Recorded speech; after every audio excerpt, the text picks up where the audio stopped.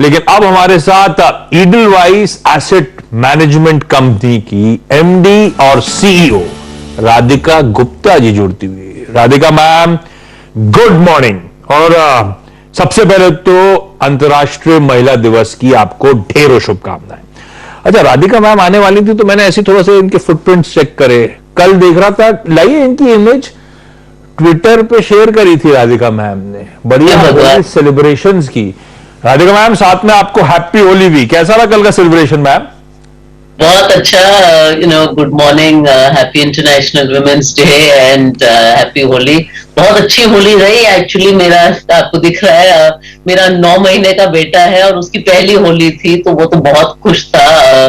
पहली बार गुलाल लगाया, पहली बार उसने वाटर बलून्स के साथ खेला, तो बहुत खास। मम्मा को पहचान गया वो होली के बाद या नहीं पहचान पाया? हाँ, मम्मा को सॉर्ट ऑफ पहचान गया, मैं पूरी तरह से नहीं कहूंगी। अच्छा, बहुत खास होली थी, फर्स्ट एज अ मदर। बहुत बढ़िया, मुबारक हो आपको। अच्छा, राधिका मैम ज्वाइन कर रही हैं और जब मैंने एक तो होली की इमेज, दूसरा मैं पढ़ रहा था इनके अंदर ईडलवाइज एसेट मैनेजमेंट कंपनी की जो ट्रेजेक्टरी, जो ग्रोथ 2017 में मैम ने ज्वाइन करा था, उस समय under 10,000 crore rupees asset under management. और अभी लेटेस्ट अपडेट इसीलिए हल्ला मचा हुआ है क्योंकि 1,00,000 करोड़ रुपए के ऊपर के एयूएम्स पहुंचा दिए हैं महज 5-6 सालों में। राधिका मैम गजब कर रखा है ये ट्रेजेक्टरी, ये ग्रोथ। खैर छोटे बेस पे नया टारगेट क्या लेके चल रहे हो राधिका मैम? कहां देख रही है ईडलवाइज एएमसी का AUM 3 years 5 years down the line?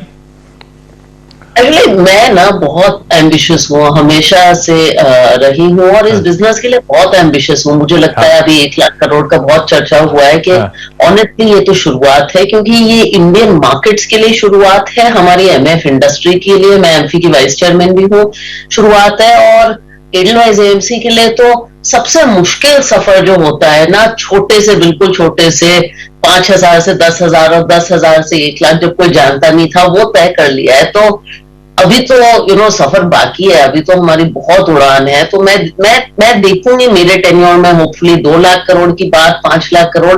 मेरी उम्मीद है कि ये मैं सब नंबर्स देखूंगी और मैं म्यूचुअल फंड इंडस्ट्री को भी 100,00,000 करोड़ पे देखूंगी। मैं काफी यंग हूं, तो मेरी बहुत उम्मीदें हैं हिंदुस्तान और हिंदुस्तान के कैपिटल मार्केट से और अपने से भी। अब पास्ट अगर कुछ कहता है तो वाकई आप जो नंबर्स कह रहे हो इजीली अचीवेबल नजर आते हैं। गजब की ट्रेजेक्टरी आपके अंदर, मजा आ गया देख के, पढ़ के उसके बारे में। अच्छा, बहुत रिटेल का पैसा राधिका मैम आजकल बाजार म्यूचुअल फंड में चैनलाइज हो रहा है। मेरे ख्याल से जनवरी का महीना back to back 4th straight month था जब 13,000 करोड़ रुपए से ज्यादा के एसआईपीज मंथली बेसिस पे आ रहे हैं। इस तरह से परफॉर्मेंस, ये हम रिटेल ज्यादा स्मार्ट हो गए, हमें अवेयरनेस ज्यादा बढ़ गई है, या आप लोग का एमफी का आउटरीच प्रोग्राम ज्यादा अच्छा इफेक्ट दे रहा है? ये ऐसा हो कैसे रहा है मैम?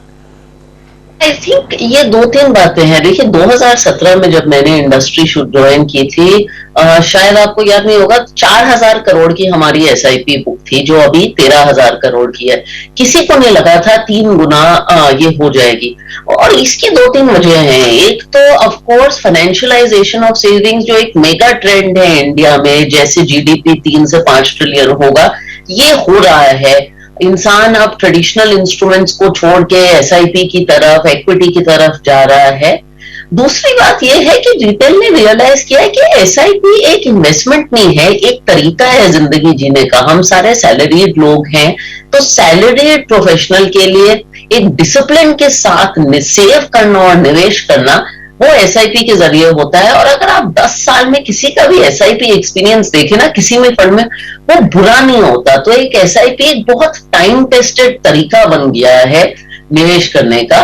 तीसरा, मैं जरूर श्रेय दूंगी एमफी को, क्योंकि हमारी जो कैंपेन है म्यूचुअल फंड सही है, ये बहुत पावरफुल है। मुझे लगता है इस पे एक्चुअली ग्लोबली किसी बिजनेस स्कूल को केस स्टडी करनी चाहिए, क्योंकि 40 कंपनीज आके पैसे पूल करके एक ऐसा इनिशिएटिव कर रही हैं, कोलैबोरेट कर रही हैं। हालांकि हम लोग कम्पीट भी करते हैं इन्वेस्टर के फायदे के लिए। And today we must be one of the largest advertisers in India mutual fund सही है के जरिए।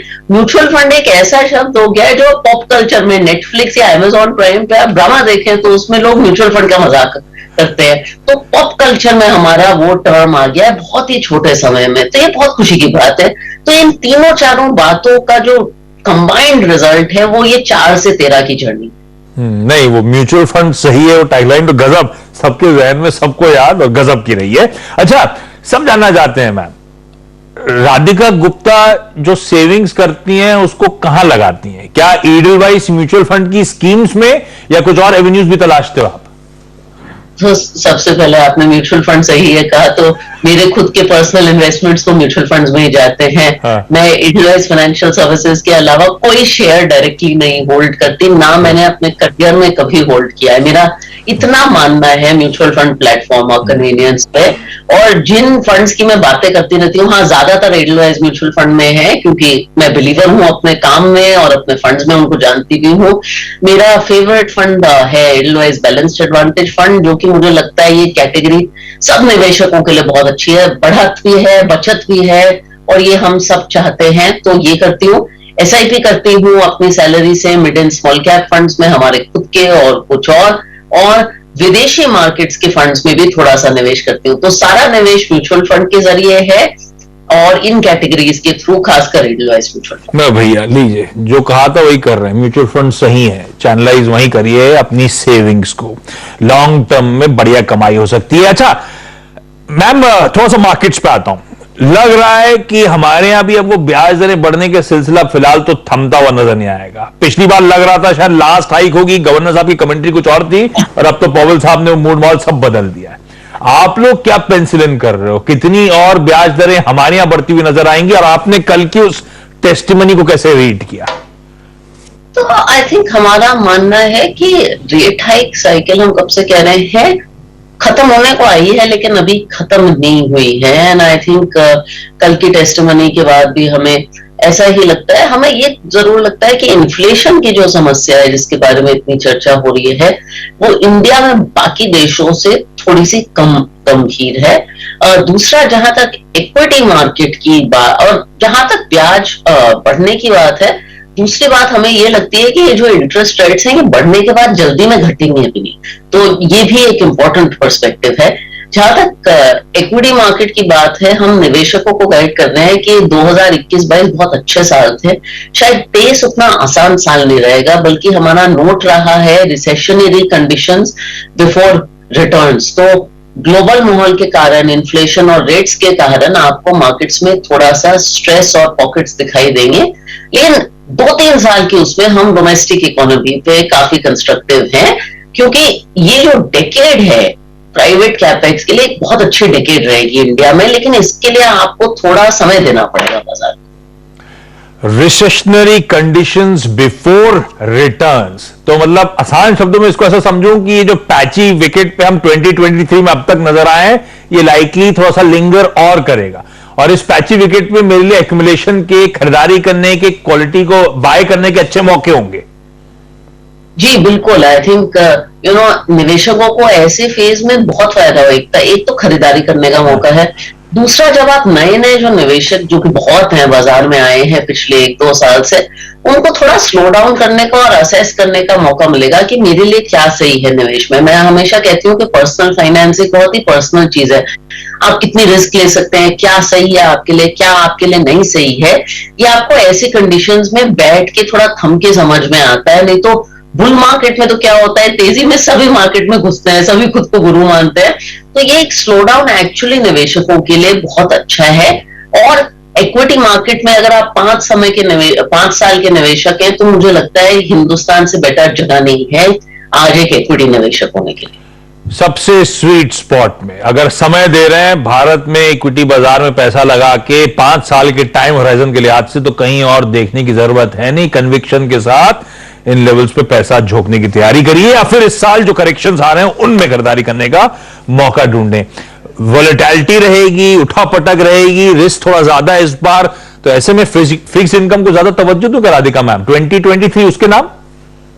मुझे तो हमेशा लगा है कि फिक्स्ड इनकम पोर्टफोलियो में इंपॉर्टेंट है। एसेट एलोकेशन, जैसे हम कहते हैं कि हिंदुस्तानी खाने में थाली एक बहुत पॉपुलर मील है। अब आप थाली में सिर्फ पनीर और सब्जी तो नहीं रखते, रोटी भी रखते हैं, चावल भी रखते हैं, बैलेंस डाइट होती है। तो पोर्टफोलियो भी बैलेंस्ड होना चाहिए, हमेशा फिक्स्ड इनकम होना चाहिए। इस दौरान में जहां रेट्स बढ़ रहे हैं, आप लंबे समय के लिए अच्छे इंटरेस्ट रेट पे म्यूचुअल फंड्स के जरिए पैसे लॉक इन कर सकते हैं। जैसे हमारे टारगेट मैच्योरिटी फंड्स हैं, भारत बॉन्ड जैसे और इंडेक्स फंड्स जैसे, उसमें आप 5, 7, 10 साल का पैसा आज बहुत ही सिक्योर गवर्नमेंट या स्टेट इंस्ट्रूमेंट्स में लंबे समय के लिए निवेश करके उसे थोड़ा लॉक इन कर सकते हैं। तो फिक्स्ड इनकम में हमारी कंज्यूमर्स के लिए ये रिकमेंडेशन रहेगी। और फाइनली जाते जाते भारतीय बाजारों के वैल्यूएशंस जब उछाल में थे, हाईज पे थे तो स्ट्रेच थे, आज 17,700 17,800 के आसपास कैसा मूल्यांकन लग रहा है आपको? कुछ लोग मानते हैं आज की डेट पे भी वैल्यूएशन स्ट्रेच नहीं है अपने पीयर्स से, आपका क्या आंकलन है मैम? तो मेरा आंकलन ये है कि देखो, वैल्यूएशन सस्ते नहीं है, लेकिन ये पीयर कंपैरिजन ये हमेशा रेलेवेंट नहीं रहता, क्योंकि शायद इंडिया में इस डेकेड एक बहुत यूनिक अर्निंग्स रिकवरी आएगी। हम एक हिस्टोरिकल अर्निंग्स लो से निकल के एक पीरियड में आ रहे हैं जहां आपको शायद इंफ्रास्ट्रक्चर कैपेक्स में एक सिग्निफिकेंट बूम दिखे, तो शायद ये पूरा कंपैरेबल नहीं है। दूसरा, ये जो हम वैल्यूएशन का जिक्र करते हैं, ये इंडेक्स लेवल वैल्यूएशन पे है। मुझे लगता है ऐसे कुछ पॉकेट्स हैं जो अभी भी बहुत एक्सपेंसिव हैं, लेकिन ऐसे कुछ पॉकेट्स हैं जहां शायद आपको वैल्यू नजर भी आ रहा है इस वैल्यूएशन पे।